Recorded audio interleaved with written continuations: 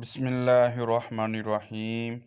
آج میں بیماریوں کو دور کرنے کے لیے، مفلسی کو دور کرنے کے لیے، تنگ دستی کو دور کرنے کے لیے ایک نبوی نسخہ لے کر آپ کی خدمت میں حاضر ہوا ہوں۔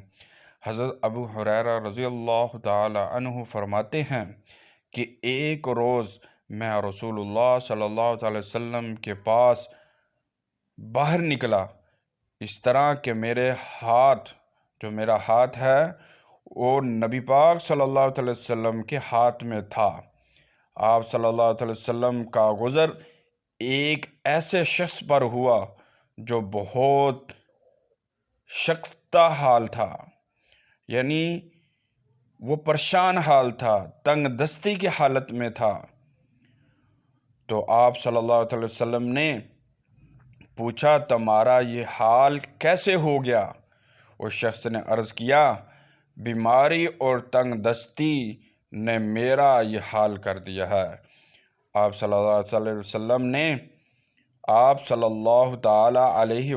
علیہ وسلم نے فرمایا کہ میں تمہیں چند کلمات بتاتا ہوں، وہ پڑھو گے تو تمہاری بیماری تنگ دستی جاتی رہے گی۔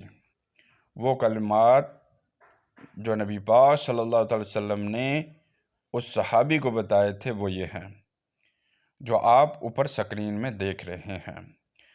توکلت علی الحی الذی لا يموت الحمد للہ الذی لم يتخذ ولدا ولم یکن له شریک فی الملک ولم یکن له ولی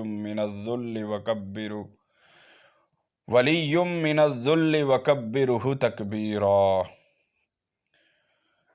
یہ کلمات صبح بھی ایک دفعہ پڑھنا ہے اور رات کو بھی ایک دفعہ پڑھنا ہے۔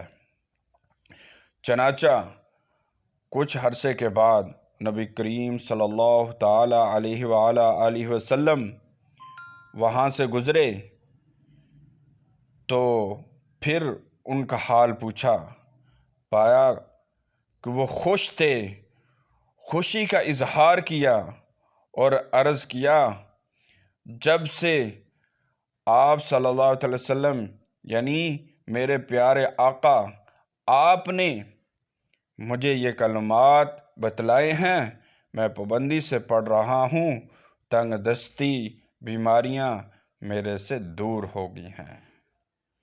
اور جو شخص بھی صبح شام ایک دفعہ پڑھے گا، بیماریاں تنگ دستیاں دور ہو جائیں گی انشاءاللہ۔ ہمیں دعاؤں میں یاد رکھنا۔ اللہ حافظ۔